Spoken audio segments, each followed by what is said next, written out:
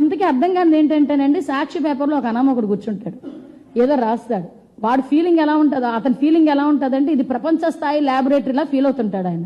అందులోంచి ఒక కాగితం వస్తే ఆ కాగితం పట్టుకుని అక్కడ రాస్తాడు, ఇక్కడ రాద్ధాంతం చేస్తారు కౌన్సిల్లో. ఆడేదో రాస్తే అది పట్టుకొని వచ్చి చూపిస్తారేంటండి, నాకు అర్థం కాదు.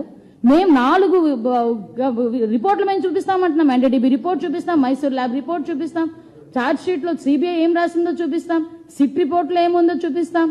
ఇన్ని రిపోర్ట్లు మేము చూపిస్తామని చెప్పి ఆఖరికి వైవి సుబ్బారెడ్డి ఏం మాట్లాడారో కూడా మేము చూపిస్తాం. ఇన్ని మేము చూపిస్తామంటే ఇవన్నీ కాదట సాక్షి పేపర్ తీసుకొస్తాడు. సాక్షి పేపర్ కానీ ప్రపంచ స్థాయి గుర్తింపు ఏమైనా ఉందా?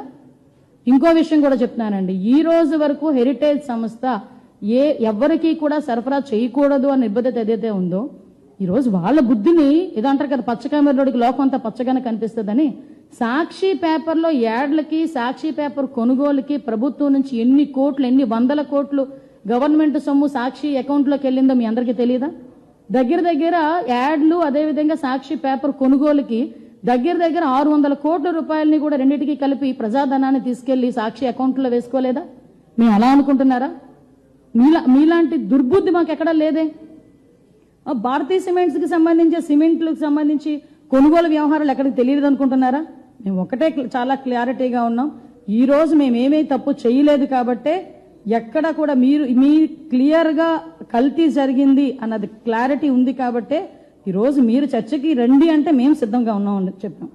మీ చర్చకి రమ్మని చెప్పింది కూడా మీరే, దానికి మేము సిద్ధంగా ఉన్నామని చెప్తే మళ్ళీ పారిపోతారేంటి?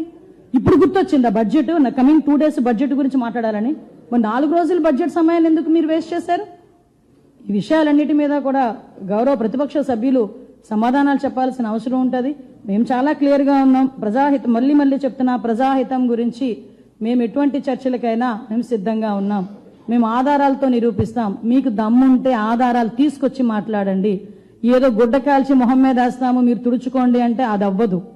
ఇది ప్రజాస్వామ్యం, ప్రజలకి మనం సమాధానం చెప్పాలి. ఈ రోజు ఇక్కడ కూర్చొని మాట్లాడుతున్నానంటే ప్రతిపక్షాలకు మేము సవాల్ ఇచ్చడానికి కాదు, ప్రజలకు మేము చెప్పుకోవాలి కాబట్టి, ప్రజలకి చెప్పాలి కాబట్టి మేము క్లియర్గా ఇక్కడ కూర్చొని మాట్లాడుతున్నాం. దయచేసి ఇది అర్థం చేసుకోవాల్సిందిగా కోరుకుంటున్నాం.